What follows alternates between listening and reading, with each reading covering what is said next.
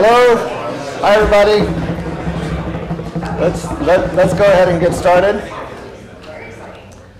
Mostly on time. Thank you all for joining us and for being here today on a nice, cool summer day. The first thing I'd like to do is have the members of the committee, the Chapman Halsell Renovation Committee, stand so that everybody can see who they are. If you'll go ahead and stand, those of you who are present, and go ahead and introduce yourselves.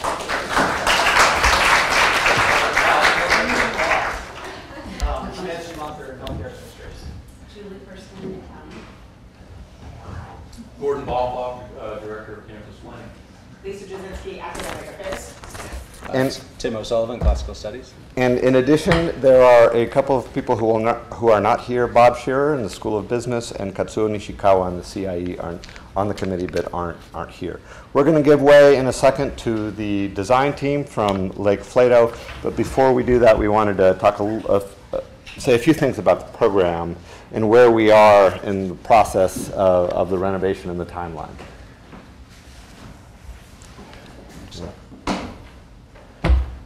So we'll just let everyone know where we are and what we're working with. Just very quickly, the mission that we are working with is to create the spaces that sustain and enhance student-centered and nationally renowned liberal arts education that foregrounds collaboration and active learning in business, humanities, economics, and healthcare administration. We also have a number of project goals, including enhancing the existing departmental programs, all are listed, and fostering innovative new partnerships to promote broader humanities identity, to raise the visibility of economics and healthcare administration, to foster an identity for the School of Business, and promote integration across and among liberal arts and professional programs, strengthen programs and structures to encourage collaboration at all levels. I think the next slide is not one we're going to go through and read. This will be posted, so you all will have access to this at some point. Very quickly, I just wanted to lay out the timeline that we're working with. We are currently in the reviewing the program, and for the rest of this year, we will be working on program design and plans. And the idea and the plan is to break ground in May 2019 or somewhere thereabouts.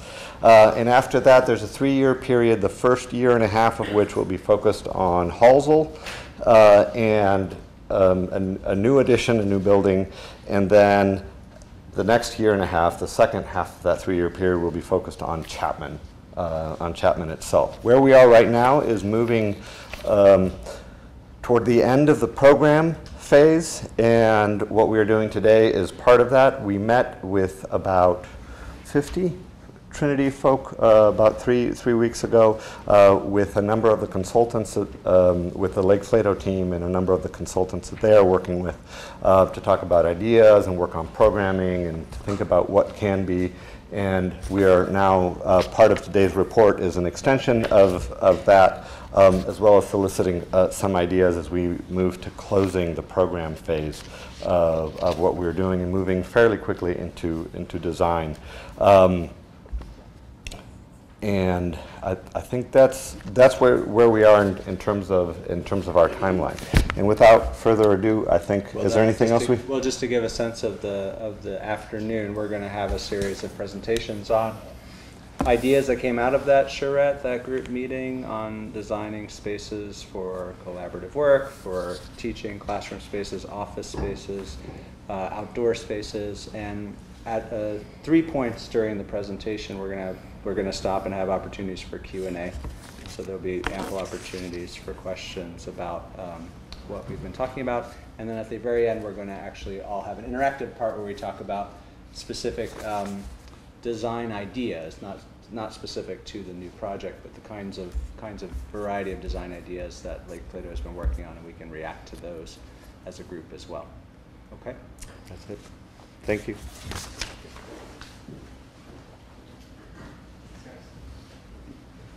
So good afternoon. I'm Ryan with Lake Flato Architects. Glad to be here. We've been First off, really excited to be on this job. Our firm was founded 34 years ago by David Lake and Ted Plato in San Antonio, who worked with O'Neill Ford for a long time and have a deep passion not only for this city but also for this university because of the history and the heritage. And whenever we found out and kind of worked with Gordon on this job, we were really excited to be back on campus and have the opportunity to really work on not only some of O'Neill's work, but also on this campus in general, and kind of maybe have the opportunity to put our own new kind of footprint and your footprint on the campus as well with the new building. So one thing is just there's a strong heritage of Lake Plato, having worked with O'Neill, and from our that experience working with O'Neill, it's kind of embedded in the culture of Lake Plato architects. A respect for craft, the landscape, the environment, and materiality, but also a strong sense of ingenuity, of engineering, and in different aspects of architecture that we have a great sense of pride about, and we want to resonate with this project. And so we feel like that we're just really kind of honored to be have the opportunity to kind of contribute to that heritage on Trinity's campus. But we're here to talk about you guys. And one of the interesting things about that your university's been working on is really the master plan for the campus in general. And the idea that there's going to be potentially a new entry off of Hildebrand, a new entry, a new gateway onto Hildebrand. And the opportunity for this, not for the renovation project, but also for this new building to be which is located up here in red on the top, to be a new representation of Trinity University along Hildebrand, which we all know is a major street in our city. So we understand, kind of this is the world in which we're operating, and starting to kind of think about the importance of this structure, not only to you, but also to the campus in general. And I want to pause for a minute because I've totally forgotten that, kind of jump straight into it.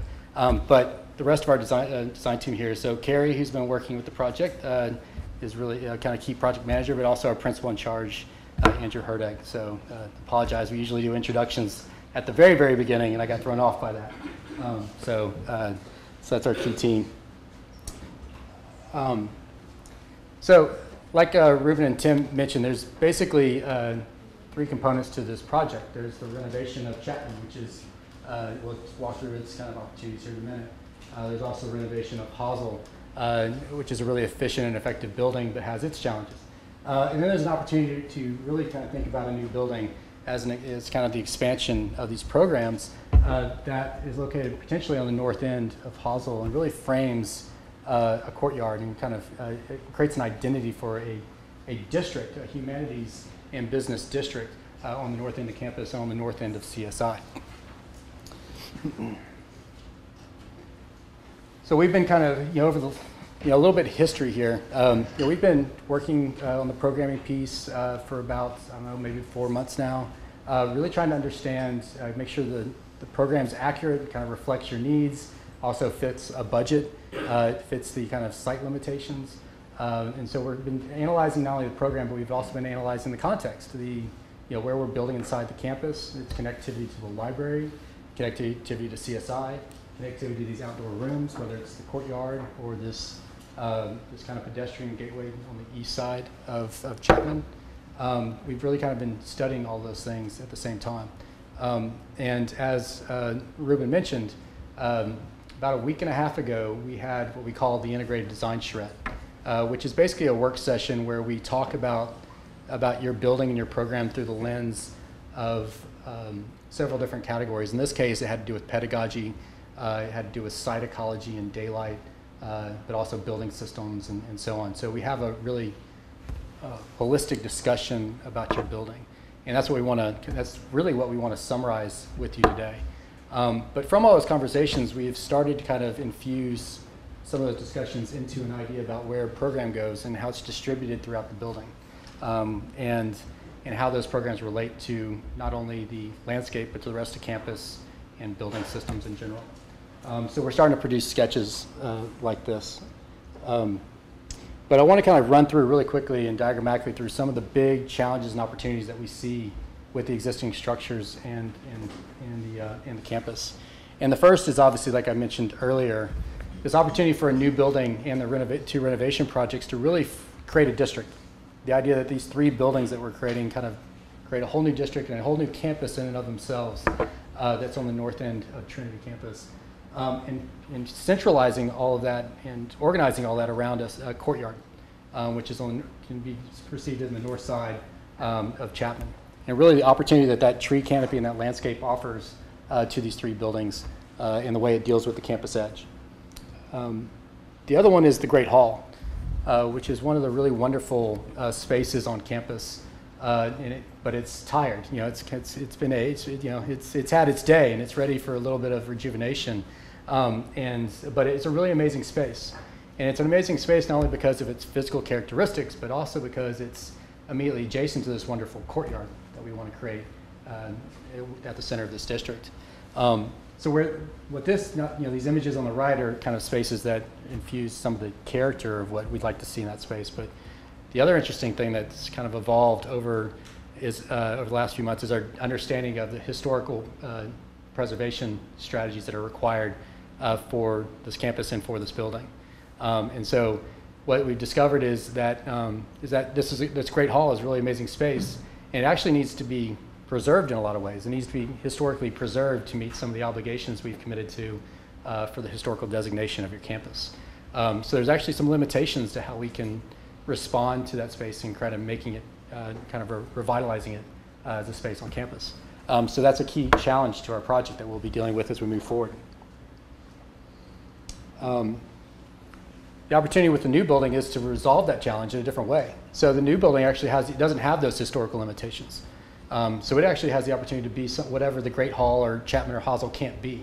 And I think that's the major opportunity that we see with the new structure, is that if there's things that we can't do with the Great Hall, if there's things we can't do with the auditorium, if there are things that we can't do with the efficiency of Halsell, we can infuse those ideas and those characteristics into a new building.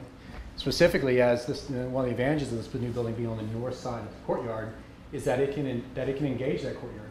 It can be those spaces that we had up previously on this slide. It can be those type spaces as they open up out onto the landscape and kind of have more contemporary materials or kind of have a different feel to them, a more contemporary feel to them, but still resonates with the rest of the district. Another key challenge and opportunity, in Chapman, the iconic space in Chapman is the what we call the atrium, this outdoor courtyard that's created that nobody seems to use, that it's just looked on. I refer to it as the terrarium. It's where all the lizards go to crawl around. So huge opportunity, but it needs to be dealt with in a more strategic way. It needs to be programmed. It needs to be thought out a little bit differently, because it's obviously not working the way it is right now. And it's going to be the heart and kind of life of Chapman. So we need to breathe life into it and find a purpose for it and have it accessible and active and kind of discovering that purpose and that heart for Chapman is kind of the key to breathing new life into that building. Classrooms. Okay. So we've heard over and over again for the last few months that the classrooms in Chapman in particular are not functioning well. They're too small for the space. The class sizes are growing in comparison to what these classrooms provide.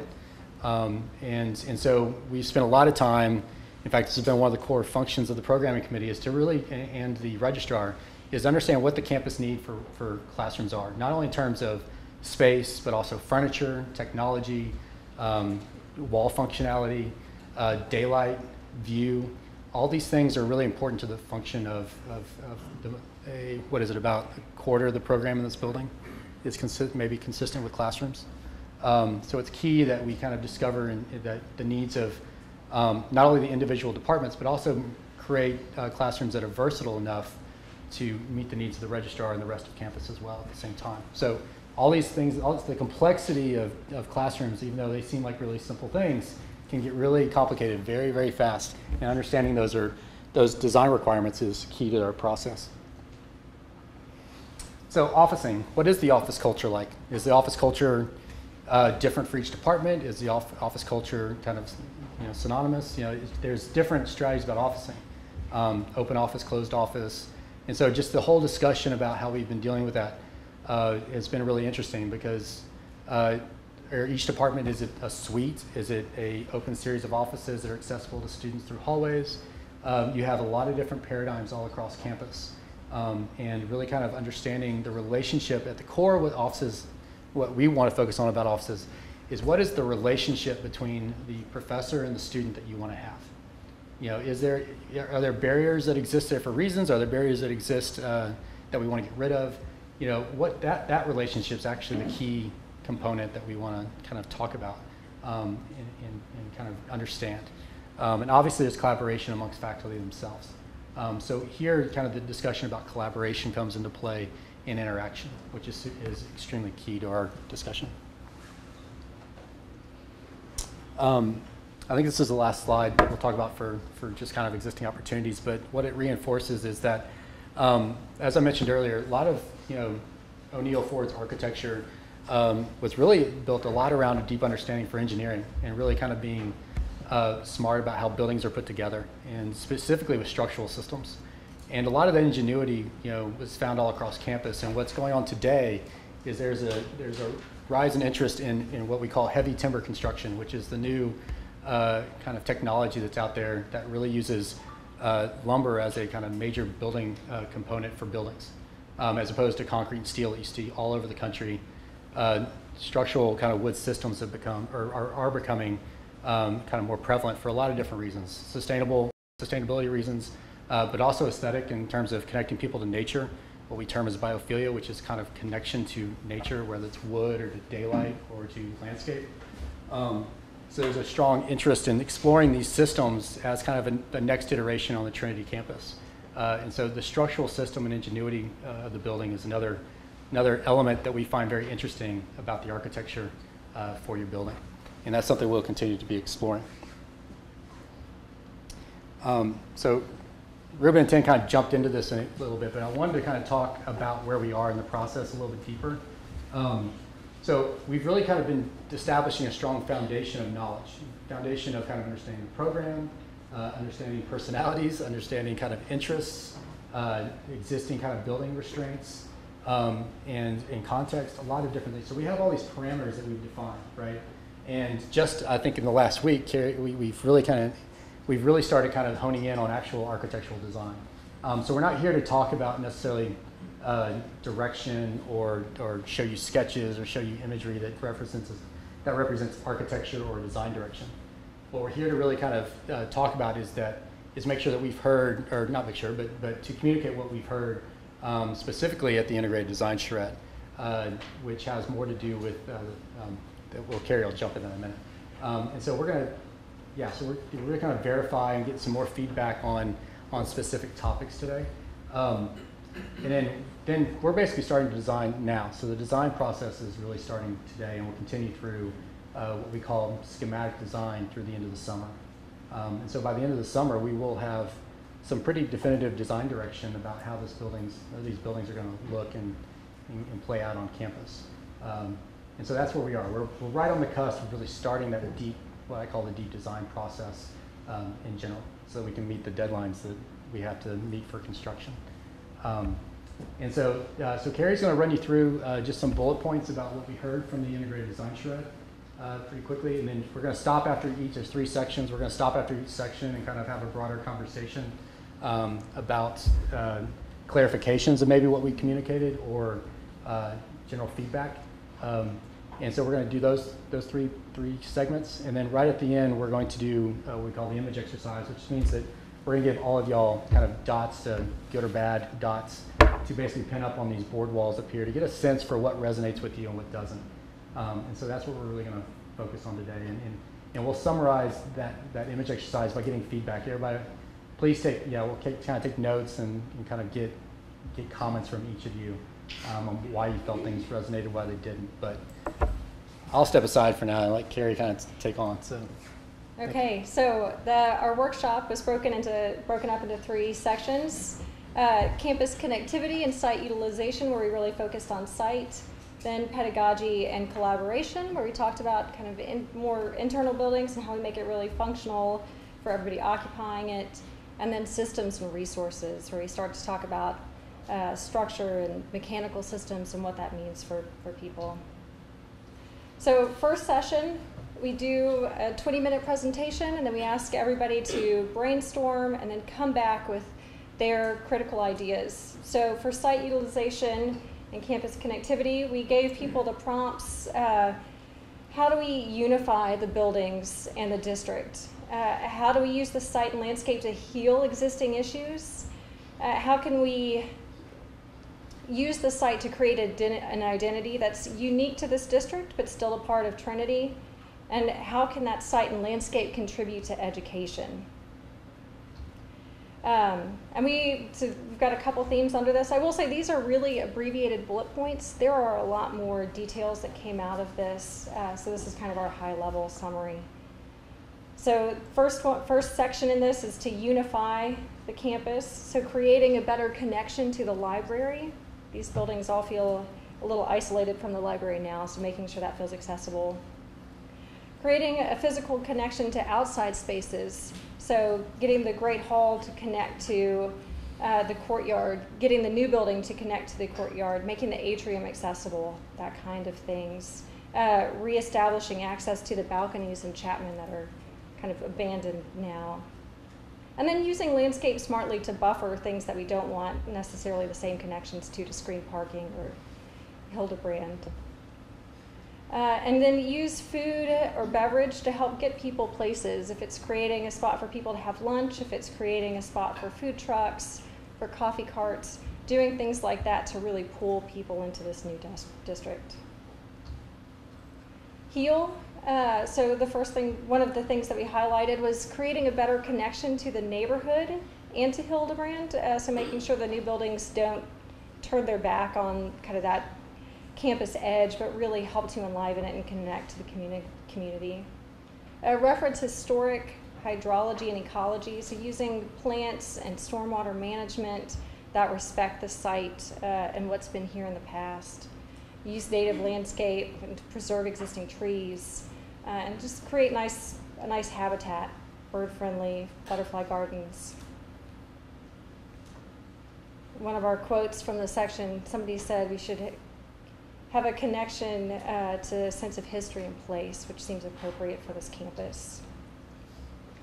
Creating an identity. A lot of people spend a lot of time talking about the atrium and how it doesn't work now. That is a terrarium. So making sure that we've got enough points of entry so that you can get in and get back out. Create spaces for outdoor learning. And as we talk about outdoor learning, and this will come up again, that those learning environments are really for small groups to get together and collaborate and are less about larger outdoor classrooms. And maybe activating that atrium a little bit with art and things that become a draw. Extroverting program in the landscape features. So if that's a water feature or if it's planting, things like that that represent what's happening in the religion department or classical studies or economics. Getting those things an identity outside the building. And then creating a destination from the district, which may be a hub for alternate transportation, showcasing sustainable design. And then we spent some time talking about the atmosphere and that kind of shady, dappled light with the Adirondack chairs that exist around campus, recreating that here and really making it more usable for students. We're creating more places for people to pause. So, this was one of the more interesting, or not more interesting, it's just more appropriate quotes for this project, which is the forward-looking but rooted in the past quote, because I think that represents a lot of what we're trying to accomplish with the buildings, not only through the renovation, but the new structure as well. And one of the things I want to kind of take a moment to talk about is that, there was a discussion about, like, are we just getting new paint whenever we talk about renovation? And what are we doing with the mold and all that stuff? And so those are all extremely important issues that we'll get into and we'll resolve. But I think we can speak that this is going to be more than just a kind of paint renovation project. This is going to be a holistic change to not only the systems of the building, but also the spatial configuration of the building in general. I think the historical fabric is going to be the piece that maybe needs to stay in place, but it is a kind of systematic renovation to these projects in general. So let's just go ahead and cover that right now. Okay.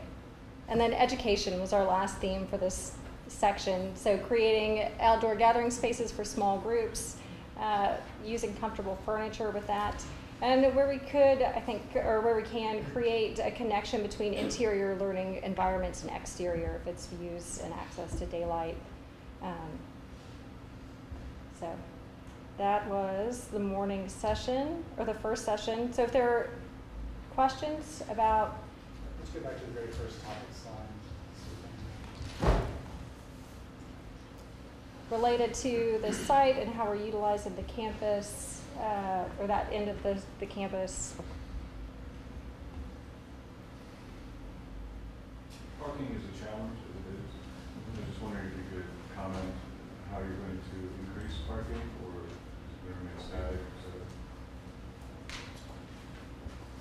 Yeah, the parking load is over in this part of campus is probably going to decrease a little bit, to be honest. I think the long-term master plan calls for additional garage to be located on this north end of campus, but for the temporary future, there might be a reduction simply because of the new building taking over some of the property on the north side of Halsell, right?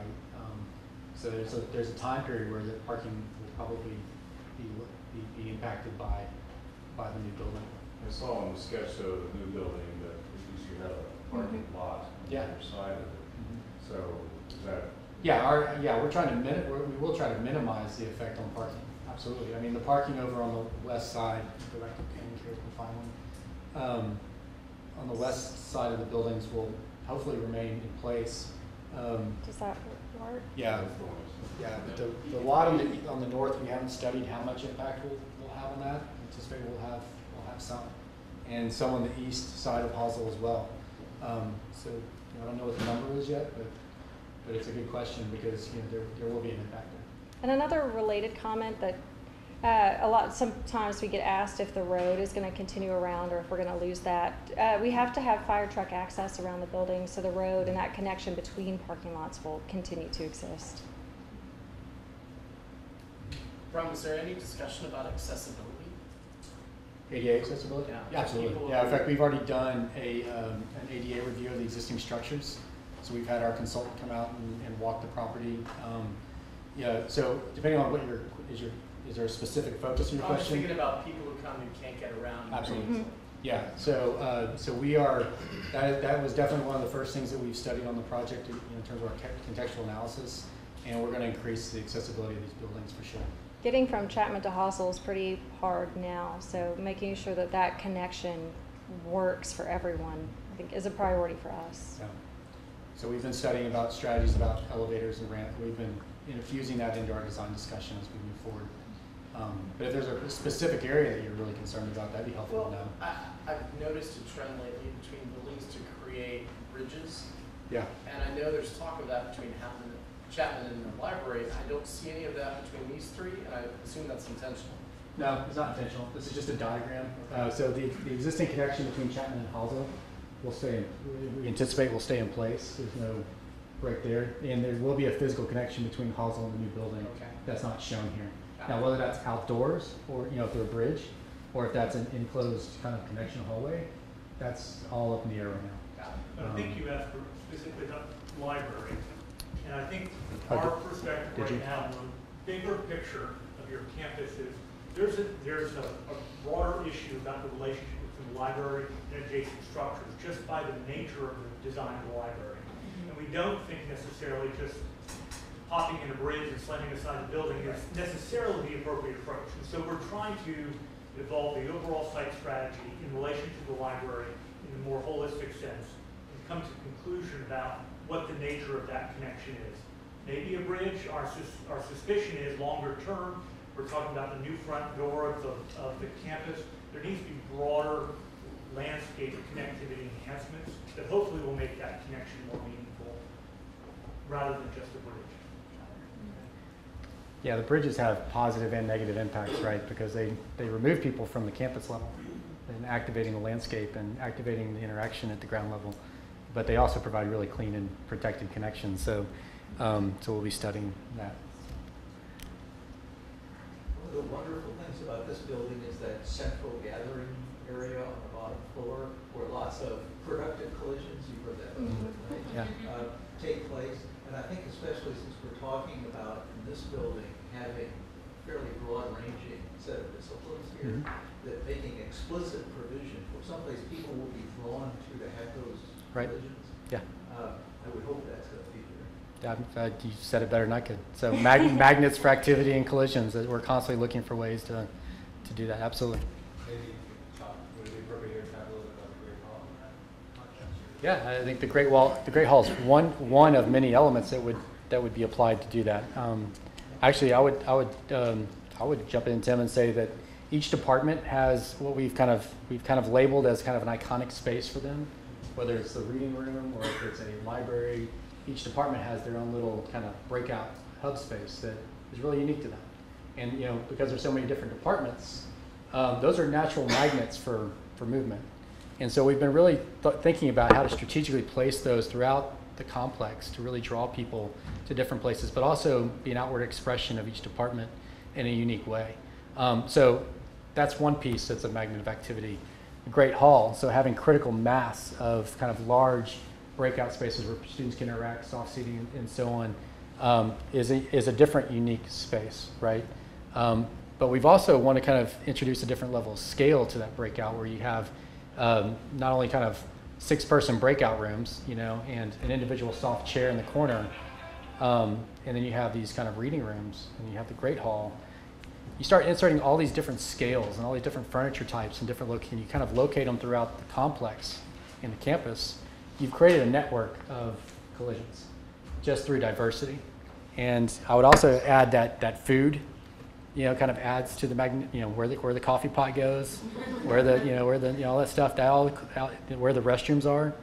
We've done projects in the past where we actually strategically place restrooms to move people through the building in ways that create collisions. So all that is for sure very much a part of how we kind of get people to interact. And a last layer, I think, would be visual connections. So right now, Chapman and Halsell are pretty opaque, so you don't get to, if you're a student, you don't see other students spending time there. So making sure that those spaces for people to linger are really visible, so that there's activity to build on, just like there is in CSI. Yeah, while also giving people who don't want to be seen little nooks and crannies to go. Yeah. So, I think this is a good segue, because you're talking about capacities and bathrooms, both of which are associated with the terrarium. So I've always been really struck by what was its glory. Like, it's so opaque in Yeah. space where you could get into it, right? And then Yeah. you can see it from above. What do you think was the vision? well, what you have to remember about Chapman is that the way you enter Chapman now is not how it was designed to be. So the main entry is from the west side of campus, right? Near the auditorium. So you were meant to come in the front doors on facing the neighborhood, right? So whenever this building was built, CSI wasn't here. I don't think the library was here either yet. So it was basically out here on its own, out in the pasture, right? And you're coming in from these front doors, and you come in and the atrium receives you. It's from that side, it's beautiful. You come in, it's a glass wall, it's very transparent, all this daylight. It's got a back wall that basically frames the experience. So from that entry perspective, it's beautiful. But over time, as the campus has grown, the entry's basically moved to the southeast corner of the building. And so what you're basically doing is you're coming in, the majority of people coming to Chapman are coming through the back door. And so part of what we've been really thinking about as we've kind of moved in the design process is how do we enliven that entry and not make it feel like a back door. What's the glass there originally? I mean, it doesn't seem necessary. Yeah. Yeah, the glass was there originally, yeah. Yeah. Yeah. It's a really wonderful part of the building. It's just not working for how you Yeah. use it today. So it's a really fun challenge. I'm glad you're gonna keep it. Yeah. So food's come up a couple times, and I'm hoping that you're thinking about like brown bag lunches and things like that. Are you thinking about something more than that, like a little coffee shop or something like that? Because we've had with each new project, CSI, or when we added coffee shops to the library, sometimes those things were added without the input of the people who had to implement those, and so CSI got a small footprint and was told to do something creative with food, right? Which ended up being chapstick and combs. And, right? And so Did you say sushi? So it's a fantastic combination. But if there are thoughts about any kind of food nooks, and we do have a food truck and a juice truck that are coming online, then hopefully Aramark and people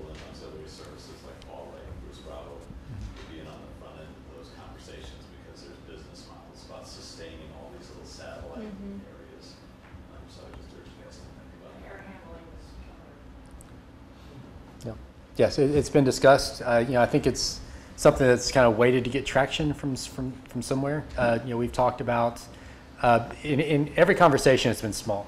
It's never been the idea that there's a new major supplier of kind of food on the north end of campus that comes into this building. But there's been kind of, I would say the largest scale we've talked about was kind of grab and go, probably not too dissimilar from what's in CSI.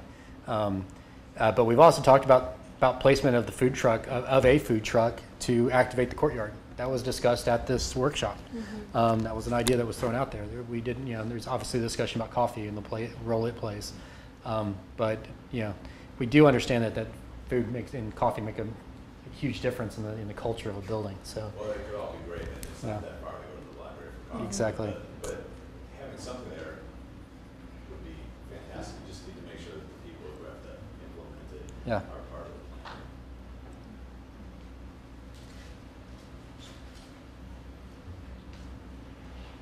Is this an appropriate time to ask a question about faculty officers? Let's do pedagogy and collaboration. Yeah, we're gonna. Yeah, the pedagogy's process. next. So yeah, we can talk about that. But yes, sir.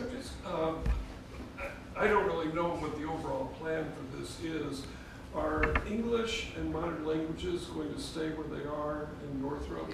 So for the most, no, English. English will move to the new complex, and CIE will move to Northrop. But I assume music and art will stay where they are. Yes, and modern languages. I hope this doesn't come across as naysaying. I'd like to think of it as yay-saying. But you talk about the productive collisions and the coordinations and all among many of the humanities and business, healthcare administration, and all. That's all kind of an accident of history, the way those buildings all ended up sharing. The reason I asked about English is obviously they would want to be part of this, and it sounds like they will be. But I would think that music and art, and I would think STEM also would welcome the chance to interact with the liberal arts. And this might be asking too much. It might not be possible because, as you say, there are different sort of units, different sort of communities. There's the CSI, there's the Smith-Dickey building and so forth, and now there's going to be this. But since you are designing and building, is there anything that could happen that could kind of on the far south of Chapman create sort of a campus living room or something for all the different components to interact with each other? Yeah, it's a great comment. It is a yay-saying comment. I mean, I would totally agree with that. I think that what we find is that whenever you make great space, students will find it, no matter where it is on campus. And so, can we? I think at the root of what you're trying to get at is that can we make that visually and easily accessible that people can find it really easily, and they can kind of, and by kind of placement, really kind of find a way of encouraging that. I think, for instance, if we think about the Great Hall as being a kind of revitalized space, I think that's the living room that you're describing. I mean, if we can kind of infuse it the way we want to infuse it, then that becomes this really amazing central space on campus that everybody enjoys being in. And the buildings are going to be filled with these new classrooms too that will pull students from all different departments through here. Two big pieces of the program are kind of a screening rooms to show film in a good room to show film, and a presentation space so that speakers, poets, economic laureates, something. They've got a great place to come speak too, and that amenity I think gets to be shared by everyone. So, as a opportunity is with the courtyard. Yeah.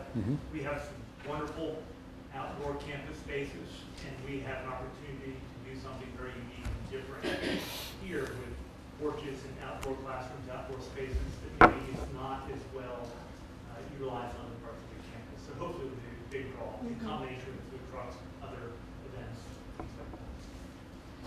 But it's a good point. Also thinking about faculty, the students are going to be interacting with each other from different disciplines all day long, and the meals and everything. But someplace with faculty would be inclined to to get together and just share lunch or chat, meet someone for coffee or something like that. It's helpful. Yeah. It's always helpful to pull our kind of goggles back and kind of look at the campus and not just the building. We're always kind of, we like to think that we're constantly doing that. We're constantly kind of getting into the building and then pulling back out to look at the bigger picture and thinking about how we can really enliven the campus, not just the building.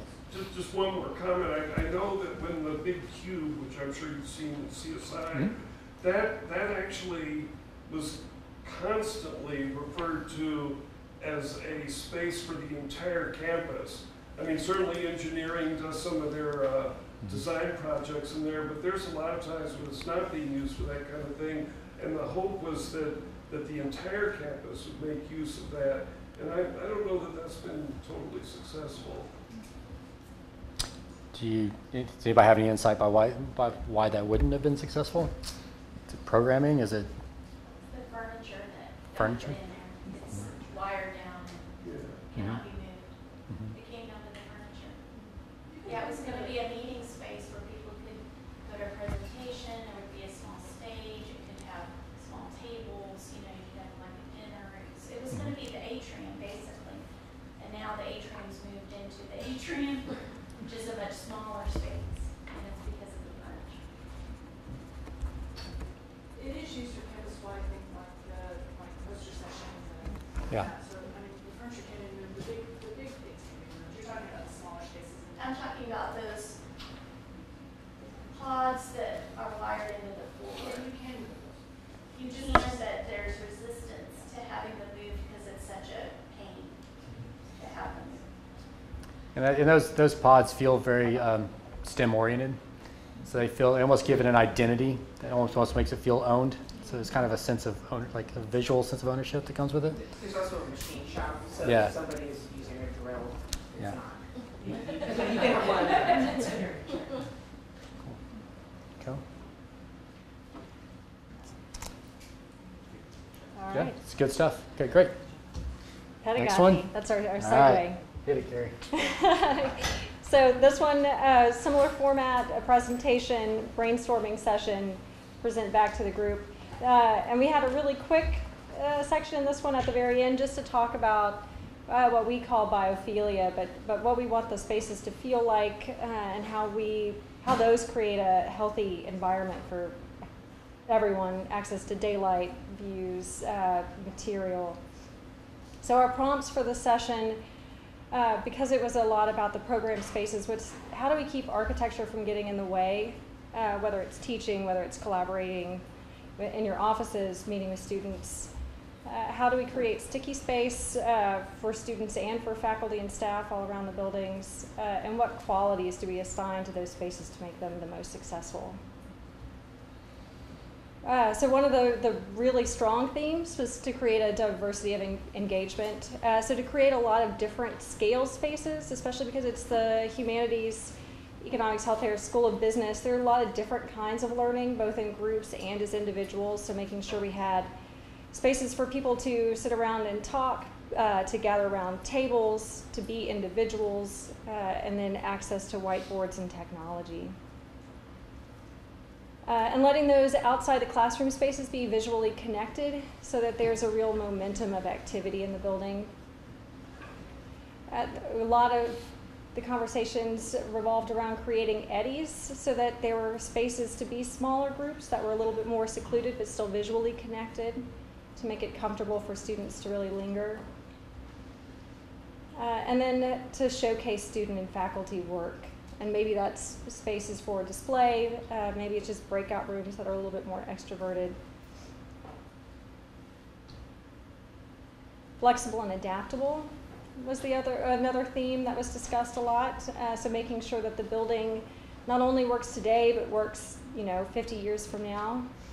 And also with the furniture, right? Yeah. Like, the classrooms are adaptable to meet all kinds of different pedagogical needs, whether they're group work or kind of lecture learning.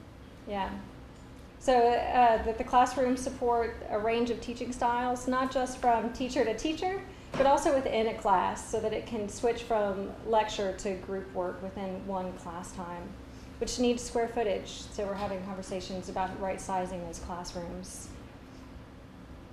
Making sure that technology supports learning without getting in the way, and that it's flexible enough to change.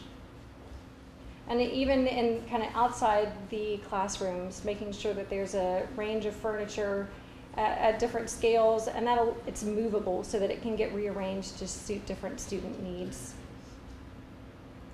And then to support a really successful large classrooms, making sure there's storage for furniture changes as needed. So creating connections, and this one's a little more just kind of aspirational, but that the new building should build connections between student and faculty, and that there would be a collection of hubs both within each department so that there's an academic home for the different students, and then that we would have commons that would become a hub for the whole district. And again, the idea of food as an aggregator, as a way to collect people and keep them there was discussed. We have this quote from the president, which seemed like a nice one. Does the layout enable me to get close to everyone in the classroom, to connect and build connections? So making sure that classrooms are big enough for you to actually interact with everyone. This one focused more on the biophilia and the atmosphere. And it had a lot to do, I think, with respecting the old buildings and creating identity that really belongs to Chapman and Halsell, so that the atmosphere would be comfortable and welcoming. People talked about having a Mad Men feel, so that kind of, mid-century modern feel for the buildings. That's kind of really a piece of them, and to integrate local and relevant artwork, and then artwork and artifacts from the departments themselves. And then making sure everything works acoustically, so that when you're teaching a class, you're not hearing what's happening next door, or when you're off in your office, you don't overhear cell phone conversations in the hallway. Just fine-tuning each space so that it works the way it needs to. I think the Mad Men comment came more from, not that we want to replicate Mad Men, but just the fact that we want to, the senses that represent the history of the building, and be honest about, be reflective about what that means for the building. So just like the quote from earlier, that kind of rooted in the past, but forward-looking, like same strategy. So be aware that respect the context of the existing historical fabric of the building, but in a new way. Yeah. So. We want you to walk in the buildings and know it's an O'Neill Ford building, but not feel oppressed by it. So. Okay, so more questions about pedagogy and philosophies, what your offices look like. The faculty offices, I heard you say earlier that there were two paradigms and models you're thinking of, those that open up onto the hallway and those that are in a suite or various. Yeah, I wouldn't say they're paradigms, they're more just there's different strategies that are out there, right? We haven't navigated no, right now everything's kind of, we're listening right now. Tim and Ruben, but both departments have input into what they would desire, what they would want. This sort of thing. Yeah. I mean, I'm just thinking in the history department we have suites, which we very much like, and for a variety of reasons, privacy, security, all of these things. You said there were eddies of privacy and refuge for students or faculty. Yeah. I just wanted to know what the thoughts are on, Yeah, so, well, unless y'all want to jump in, y'all want to jump in real quick? I mean, I think, obviously, to whatever extent possible, we want to accommodate what works best for individual departments. But I think we also have to have a conversation with what is it about the suite arrangement we like, and are there other ways to do kinds of arrangements. If we're getting messages that suite arrangements are not flexible enough. I mean, will it be essential, if the faculty offices are right in the hallway, will it be a centralized area through which students have to go to get to those faculty offices? Or are they just running around the hallway and knocking the door? I hate to say this with D3 seats for me, but sometimes a lot of times I'll go into my the history department and I'll tell whoever's at reception, I'm not here. And for a variety of reasons, I'm not here even though I'm here. And a lot of us need to do that from time to time, and we can't do that if it's a glass, a casing where students and everyone else Yeah, I mean, I think one thing we have talked about explicitly is, well, yeah, there was no appetite for glass offices. Or, I mean, if it's glass, but it would be frosted or something like that. So, because light is. Or push a button and it'll frost. Well, because light is an issue in these buildings, right? I mean, we've got very small and there's two buildings, and I'm not sure we're maximizing light coming through, so that frosted glass can help get other things that are wall. No, I know. But you know, we did have conversations, for instance, about I think there's trade-offs, right?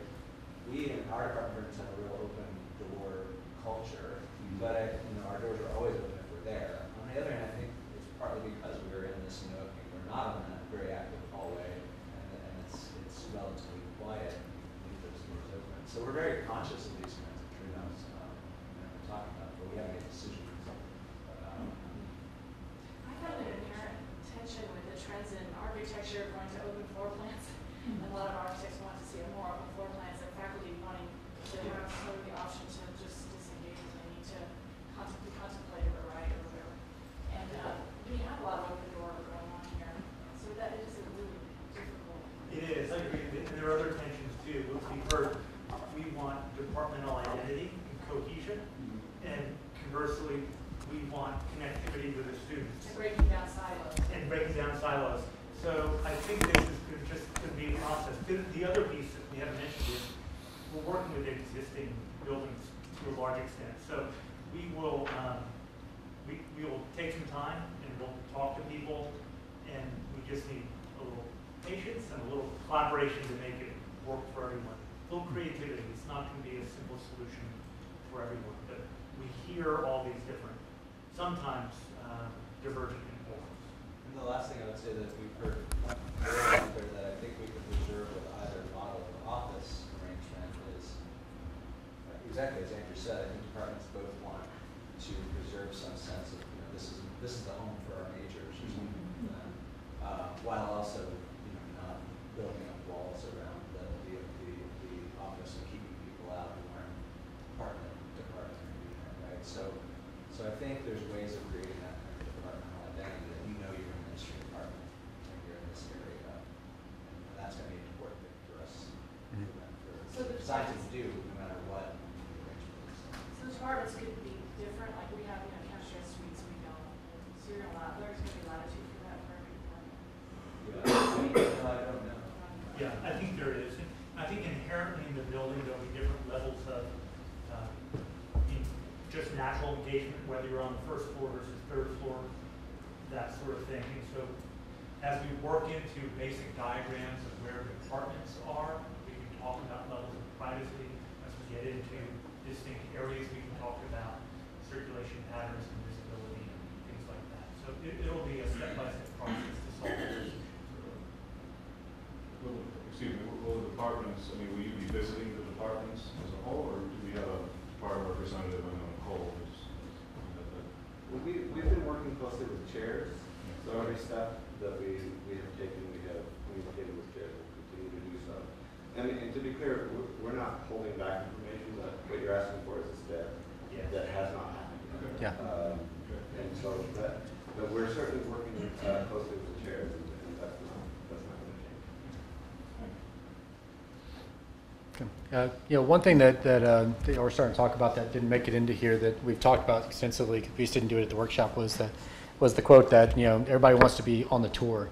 So then what kind of what that was a representation of is that everybody wants an identity, right, along kind of a major thoroughfare. You know, especially when prospective students come in and tour Trinity University, they want to know what's going on in the humanities, what's going on in business, what's going on in healthcare administration and economics.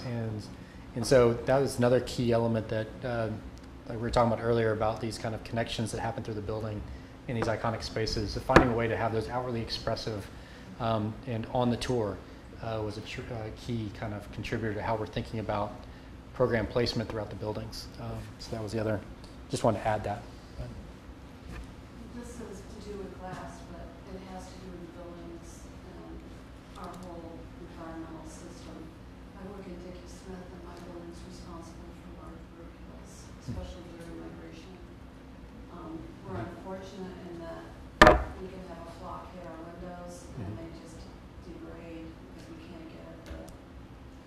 is there any technology? We Yes. can solve that now with bird stickers over the windows, which changes obviously the size of the building, but we can have as many as 15 to 20 birds down in one sweep during migration. Yeah.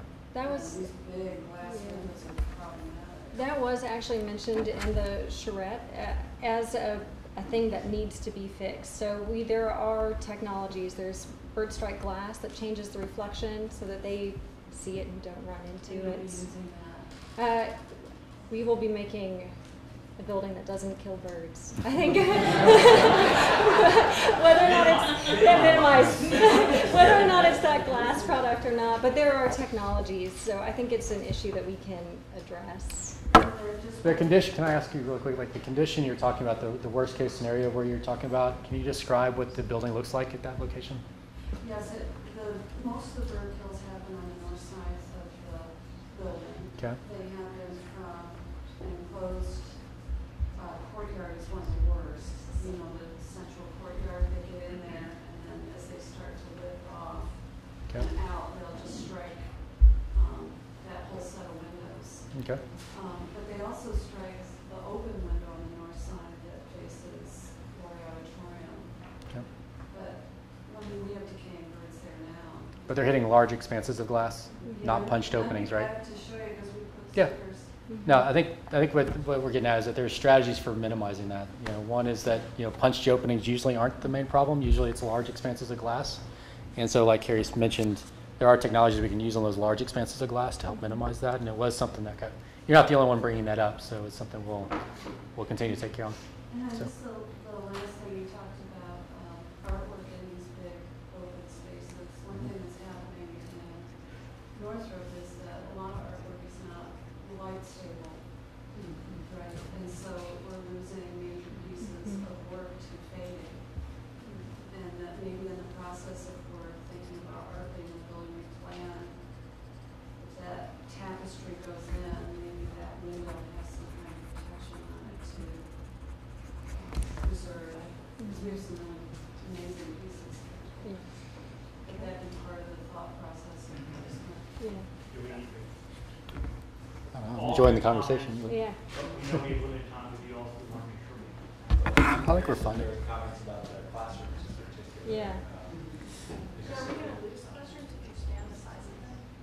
No, I mean, our goal has been to end up with at least the same amount or slightly more classrooms than we have now, and moving more towards not a bigger model, but having more classrooms at bigger capacity that can accommodate also smaller classrooms. So is it that those classrooms are small or that the furniture is oversized? Because I really been able to tell. Both. Actually, yeah, both. Because the new model is the model of square foot per student. Even with the old furniture that did work better that fit more students in there more comfortably. Even that was at a pretty low square foot per student. Feels tight, but I wasn't sure why. The furniture.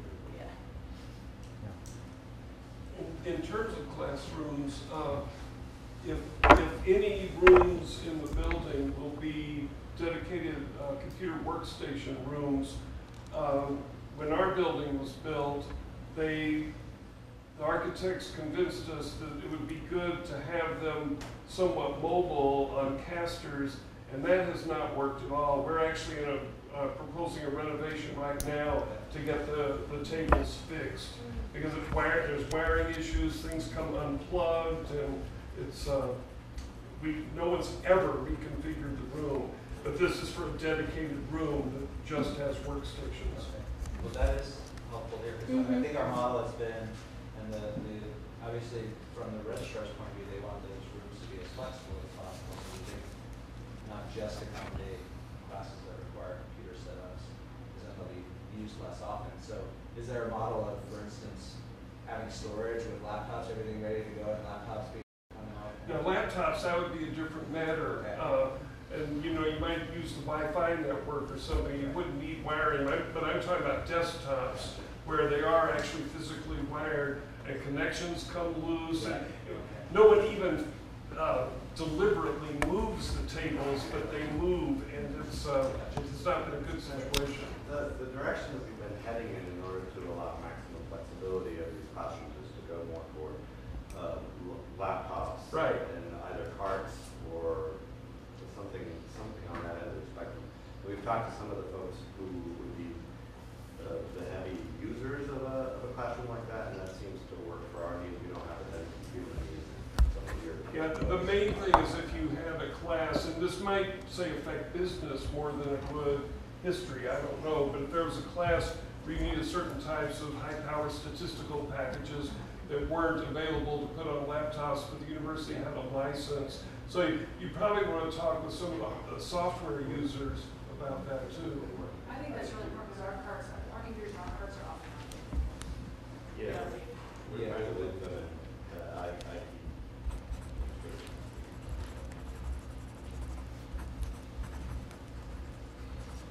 Okay, systems and resources. And we really focused on structure, on mechanical, electrical, plumbing systems, but also a little bit on sustainability and materials. So some of the prompts were how do we measure comfort and looking at that through the lens of where are you comfortable and how do we translate to the built environment and in these buildings. And then how do we define success? How do we know when we've done it? So we've got our quote, every new building is the most sustainable building on campus. So as we talk about being innovative, a big piece of that is making sure that this building performs really well and sustainably. So we set the goal of outperforming CSI in the workshop.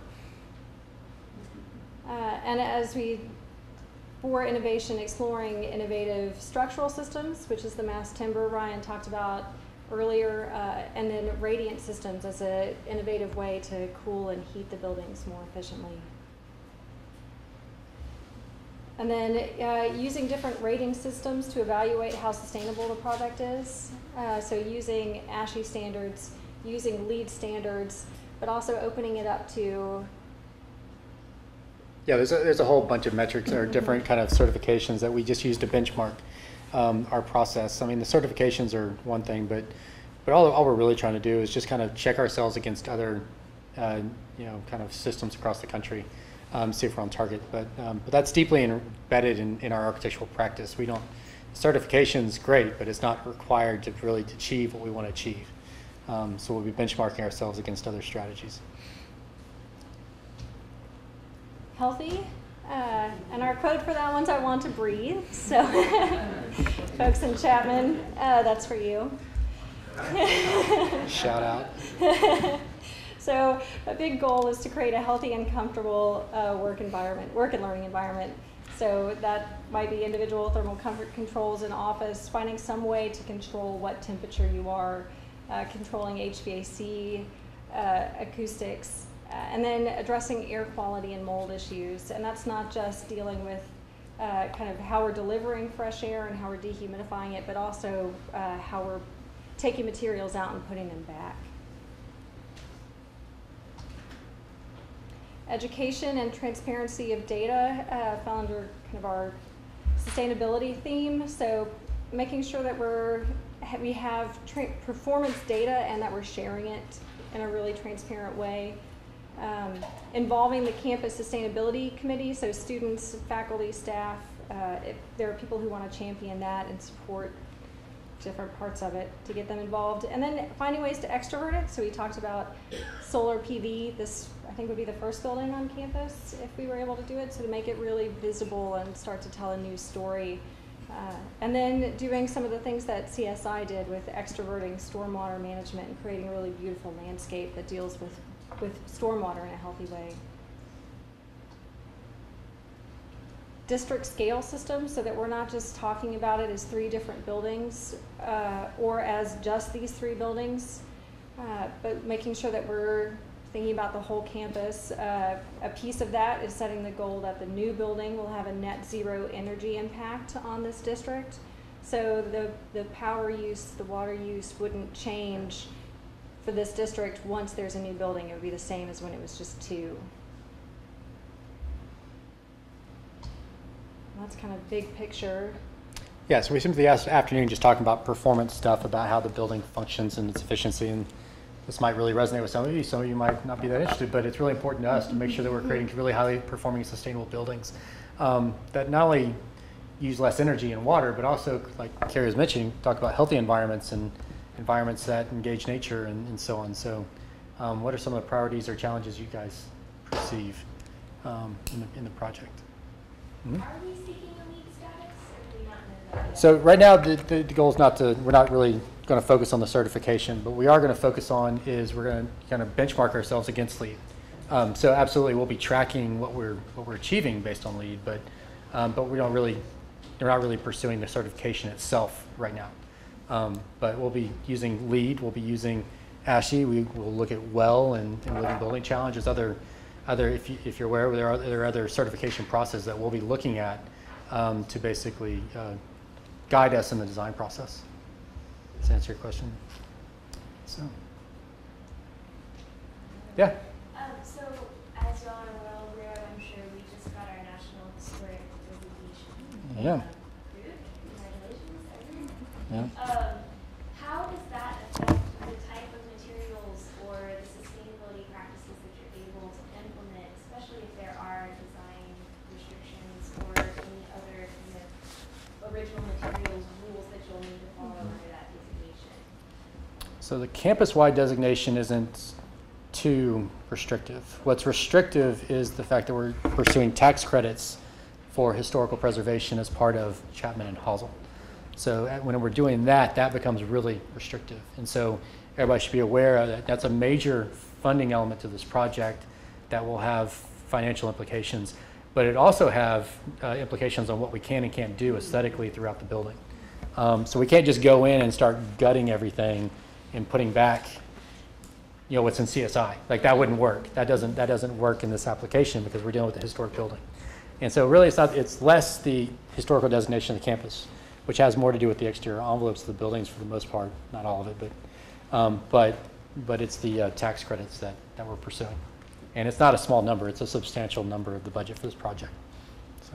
And you were asking how it changes what we put back. Mm-hmm. And I think Yeah. it puts pressure on what we put back looking similar to Mm-hmm. what we're replacing, or if it's an intervention, it has to look different kind of philosophically so that you Yeah. can look at the historic building and know what was historic fabric and what's an intervention. And some things like glass, big panes of glass that aren't tempered, that don't perform well, we build a story of replacing it with insulated glass, but that window wall will look similar. So I think that's part of the narrative. Yeah. I'll try to give you all examples, like the Great Hall. All that material that's in there, all the kind of woodwork and the stonework and the bookshelves and all that really needs to stay in place. Mm-hmm. Now we can kind of revitalize it and kind of take the age off of it a little bit, if you will, but all that without that what they call material, that historical material, mm-hmm. has to kind of stay in place. Even for instance, the one question we even had is the sliding doors in the courtyard. Mm-hmm. Those might have to stay in place. Like those are the questions that we're asking right now to figure out, the exact question you're asking, we're trying to figure out the answer to ourselves about how much we can remove from the project and put something new back in. There's so much art in that architecture, right? Like the Yeah. doors to the gold room, Mm-hmm. the doors to the Yep. university club, the back door to the university club, Yeah. right? The lampshades, Yeah. in the hallways, those types of things. Yeah.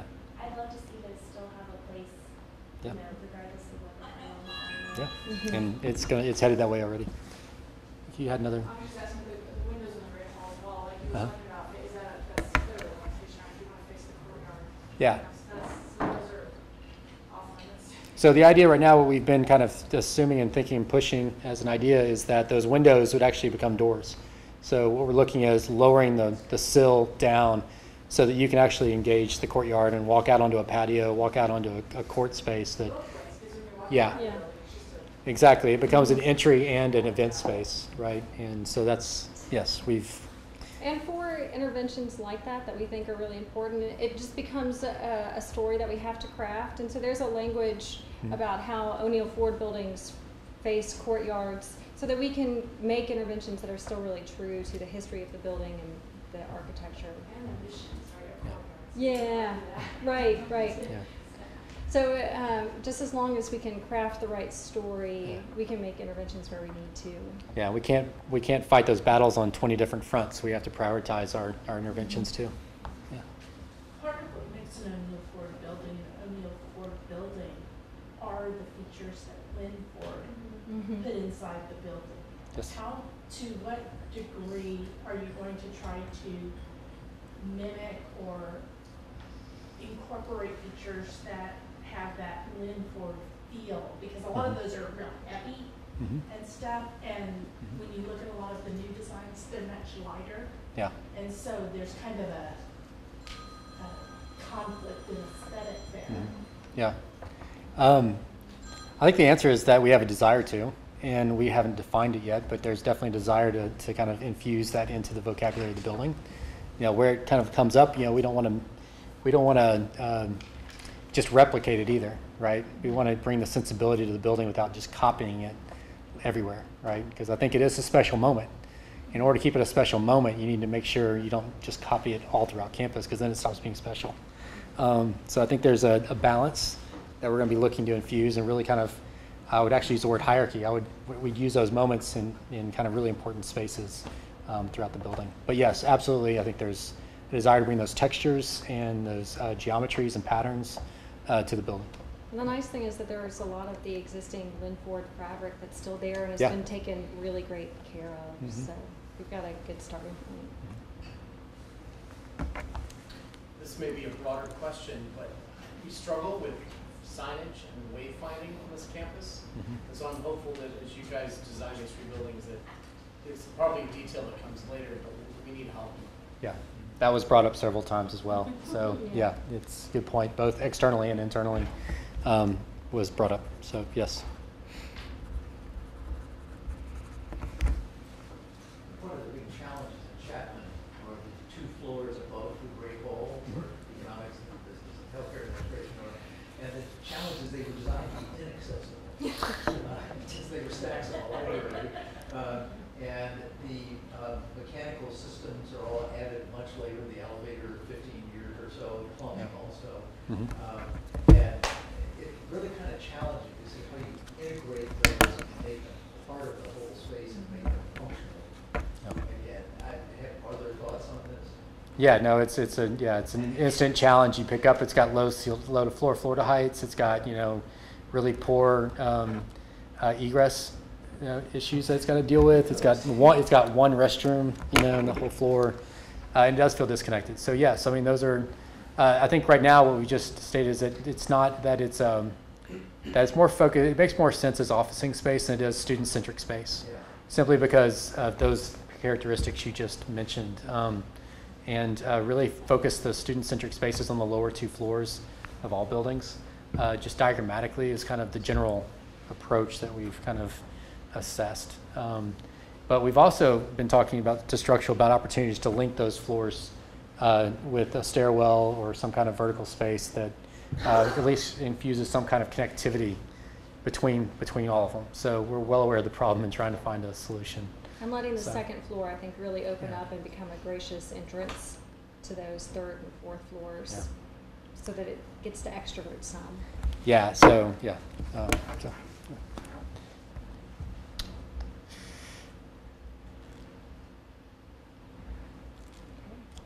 that it? All right. Should we do image boards? Maybe as we transition to that, are we going to wrap up after the image board? Yeah, we'd like to do is spend, Andrew, how much time? 15 minutes?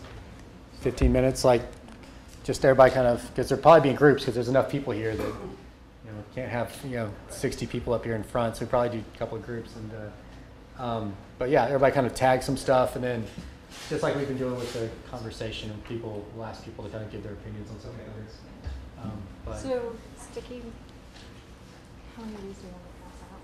Well, let's give half the group. So everybody on the left side of it, or your right, that side of the column, go first. Everybody on that end of this column. See the advantage of having a column in the classroom? We'll go. Maybe y'all can take a break for a little while and then come back in about 10 minutes.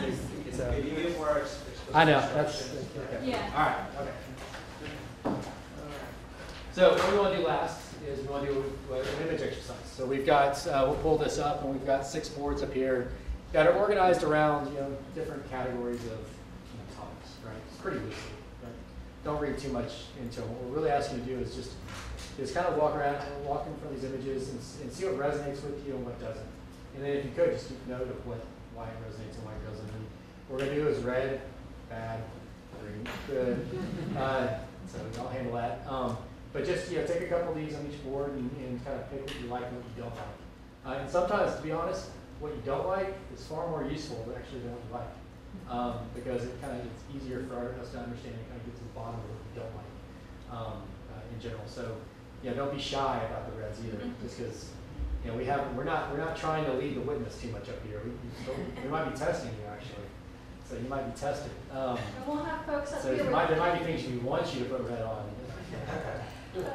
Folks with sticky notes too, so that you can tell us if it's the furniture you really don't like, or the glass office, or you really like the wood ceiling, so that we've got some context for the red dots and blue dots. So I think just because of the spatial limitations, I think we're just going to go in 2 groups, but we don't want to lose you. So really appreciate it if you kind of came back and not just leave us.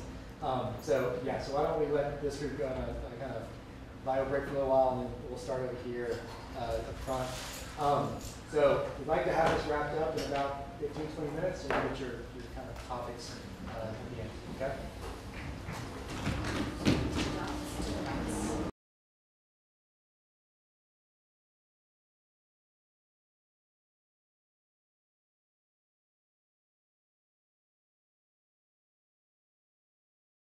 All right, we're going to talk about classrooms. Oh, yeah.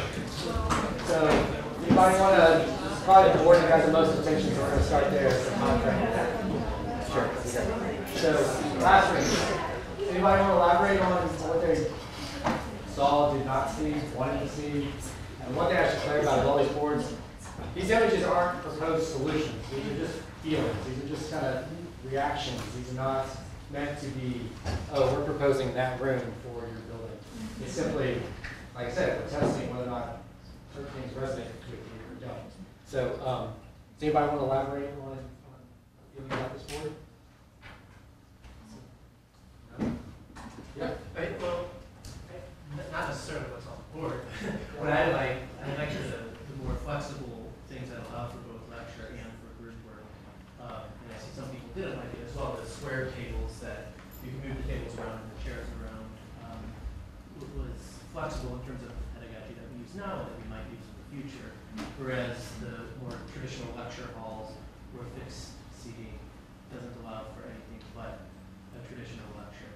And I see that everyone liked the seminar type seating, but I like that too, but it's also limited just to seminar.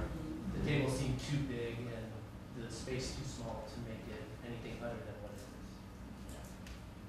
Yeah, so I'm interested in kind of someone to elaborate on their reaction to this image down here from a furniture standpoint, or that reds and greens down here. Because I think that, to your point, that this is the one that kind of represents there's flexibility. And number 7 and number 8 are two that I think. So no windows in that space, not a very vibrant space, Right. but the furniture arrangement in that space, it's kind of along the lines of what's been talked about. I wasn't doing it for the aesthetics, I was doing it for the learning capacity. I was a red dot, but I was more along the lines of there's some spaces on campus that are almost too flexible. So I think it can be done, if it's done well, it can be really effective. But like I think of spaces where they're not traditional squares on some of the mobile tables, and they make strange patterns, and so it ultimately ends up making them very inflexible because they're designed to be constantly mobile.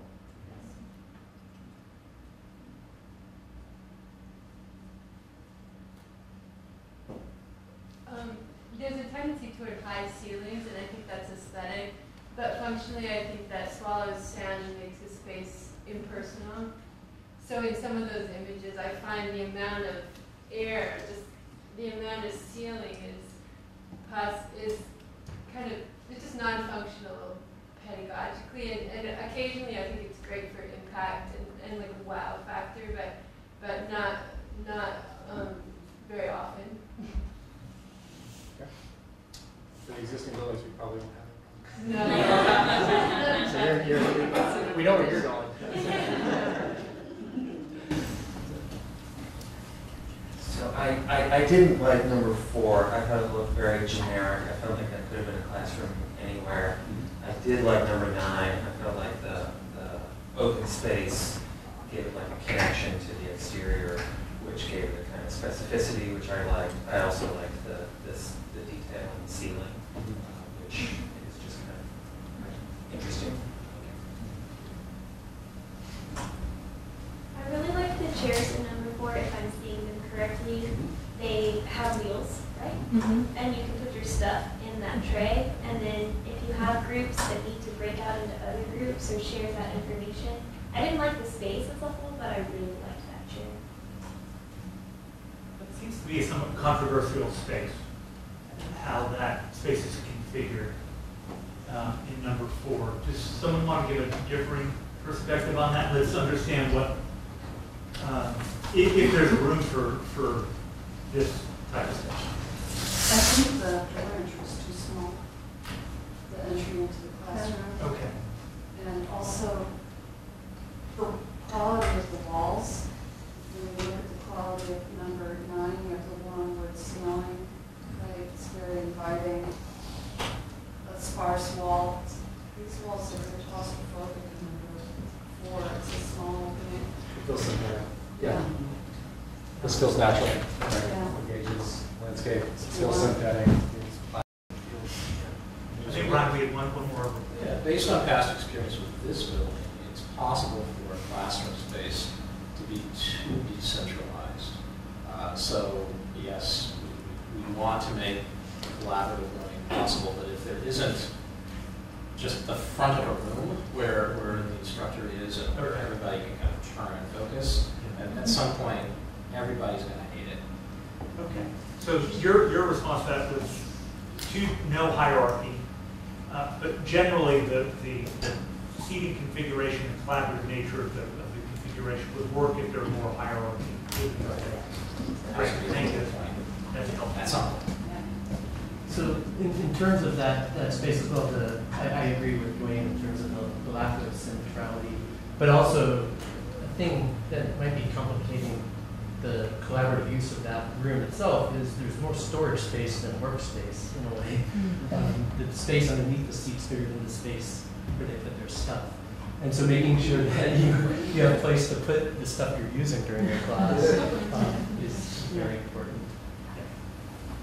Yeah, and I would agree. When I was looking through it, I looked at 4 versus 8. I see them as somewhat similar with some slight differences. And to me, 8 is more practical. As an educator, it doesn't quite decentralize as much as 4 does. It provides a space for an instructor when they're lecturing to position themselves, but at the same time does give that availability for students to break out and engage in activities and conversation in a very meaningful way, but they're not turning in a very rigid seat.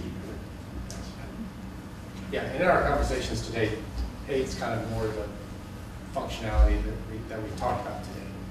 So just everybody's aware, so if there's something to add to that functionality, we should be aware of. I'll give you time to do that.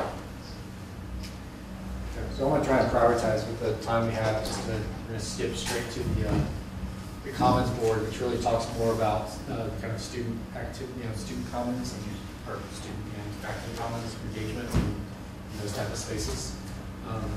So, same question about what resonated with it. Oh, Brian, I was taking notes on number 3. Yeah. The stairs were very divisive. Some people like them as kind of cozy hangout places. Other people saw them as a kind of ADA nightmare, which is to say if you're a person who has mobility issues, you don't get to hang out here. So I heard people respond to both sides. They liked the nooks, but they worried about sending the wrong message. So it might be okay as a small corner activity, but not as a major moment in the building. We have a visibly inaccessible campus in general, with Yeah. Cardiac Hill and some of those other features, so it seems So counterintuitive. Yeah. Yeah, we're designing a similar space to that on a project at University of Denver, and figured out ways of making sure that handicapped people can participate in the space. So our goal is to create great spaces that are inclusive, but not shy away from that challenge. So appreciate the comment.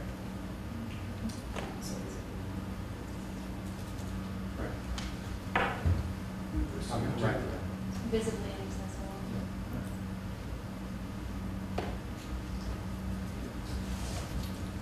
Yeah, you've already done. I think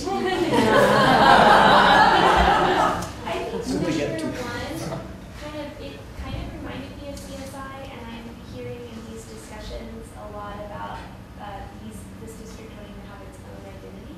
But at the same time, I think it can't be so different that it looks like it belongs on a different campus. And I didn't put a green dot there, but I can see incorporating the timber and the brick and the metal to really, I think, make a pretty cohesive space that may end up being a little bit warmer than CSI is right now with the limestone, but still have some of the same feel that would tie it. I mean, there is a bridge to CSI, so you wouldn't want to make it so much of a different space that they feel completely the same. Yeah, it's an interesting point. Not only that, there's a gradient plan that can actually, as you get away from CSI, can change more, right? So the closer it is to CSI, it can be more similar to CSI. So, yeah, it's a good point. Making that transition. Before, I think the way that the windows are built helps mediate some of the height, right? The differentiations is not, you know what you're saying about the About small alienating point. space. Right, it brings it down to a more Even level. which is more similar. No, wait. All right. I can go. Oh, so whereas I was suggesting in the classroom, I wasn't as concerned about aesthetics. I think for a common area, we want people to gather and attract people. I think aesthetics really do matter, and open, bright, airy spaces do matter. So I really like 5 or 4, any of those that brought the outside in and brought the inside out, and just felt like spaces that you weren't that you didn't feel claustrophobic in, or you didn't feel like you were contained in a small area. Brian, should we jump to the last board, not to rush along? Yeah, which one do you want to do, picture? You want to do offices? There's a lot of. I think we get the feedback in the office. Yeah. There's too much glass, too much transparency. We get it. Let's go.